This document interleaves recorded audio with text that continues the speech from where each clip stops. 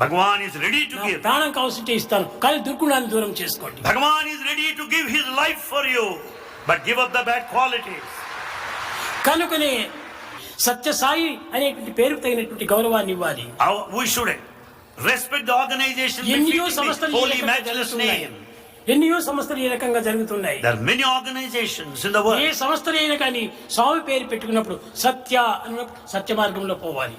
The organization bearing the matchless holy name of Satya should follow the path of truth.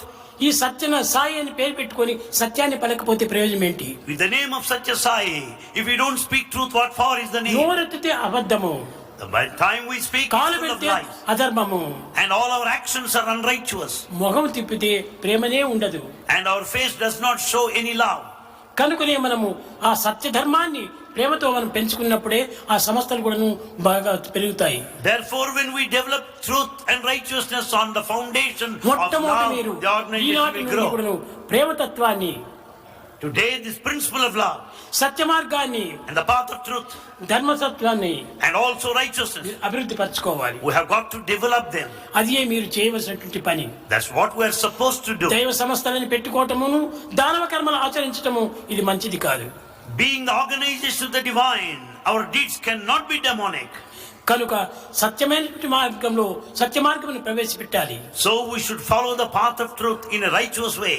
కనుకనే భగవంతునకు అన్ని రకములైనటువంటి పేర్లంతా కూడా నియమిస్తుంటూ వచ్చారు. God has so many names and Satya attributes. ధర్మపరాయణ నమః, And he really Satya maintains స్వరూపాయ నమః. is the personification of truth. ఈ విధంగా పెట్టుకోవటంలో ఎంత అర్థం ఉంటుండాయి. What an amount of meaning it conveys. ప్రేమ స్వరూపాయ నమః.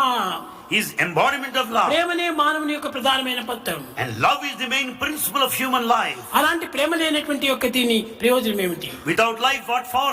Without love, what for? వీరు లేనప్పుడు వారిపైన, వారు లేనప్పుడు వీరిపైన తంటాలు చెప్పుకుంటూ కూర్చోవటం, People go on carrying the tales ఇలాంటి against each దుర్బుద్ధులు other. రావటము ఆడవారికి చాలా అవమానకరమే. It is a matter of shame among women to have such qualities. మొదల నుంచి కూడాను ఈ దుర్గుణములు స్త్రీలలో లేకుండా ఉండేటువంటిది. Right from the beginning, there were no trace of such.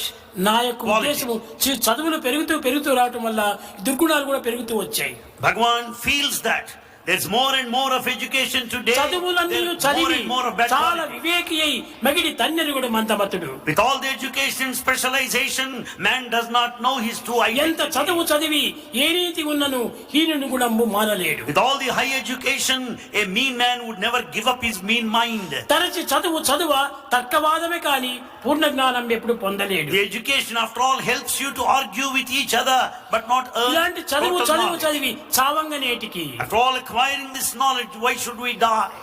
చావు లేని చదువు We should study to be immortal. కనుకనే ఈ దుర్గుణములతో కూడినటువంటి చదువు ఉండి ప్రయోజనం లేదు. This education with bad qualities is useless. కనుక మనం చదువులు కాదు ముఖ్యము, గుణములు చాలా అవసరము. It's not the education that matters, it's only the quality. ఈ దుర్గుణములతో కూడినటువంటి వాడిని స్నేహం చేయటం వల్ల వీరు కూడా దుర్గుణులు అవుతారు. Joining the bad company, you also become bad. Jaya దుర్జన సంసర్గం, Run away from the bad company. భజ సాధు సమాగమం, Join the good company. కురు పుణ్య మహోరాత్రం. Do good deeds day and ఇది night. ముఖ్యమైనటువంటి మానవునికి. These are the important qualities for mankind. చెడ్డవారితో మనం స్నేహం చేయటం చేత మనం కూడా చెడ్డవారైపోతాం. If you join the bad company, you turn bad. Mahabharatam లోపల గొప్పవాడు కర్ణుడు.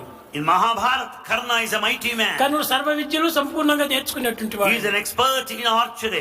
అతను మహాగురువు యొక్క చేయబట్టినటువంటి వాడు. And in fact, he is not an ordinary one. అర్జునుడి కంటే గొప్ప విద్య కలిగినటువంటి He వాడు. is greater, more knowledgeable than కానీ Arjuna. ఇంత గొప్ప విద్యావంతుడైనప్పటికీ Being an intellectual, కర్ణుని యొక్క పేరు ఎందుకు చెడిపోయింది?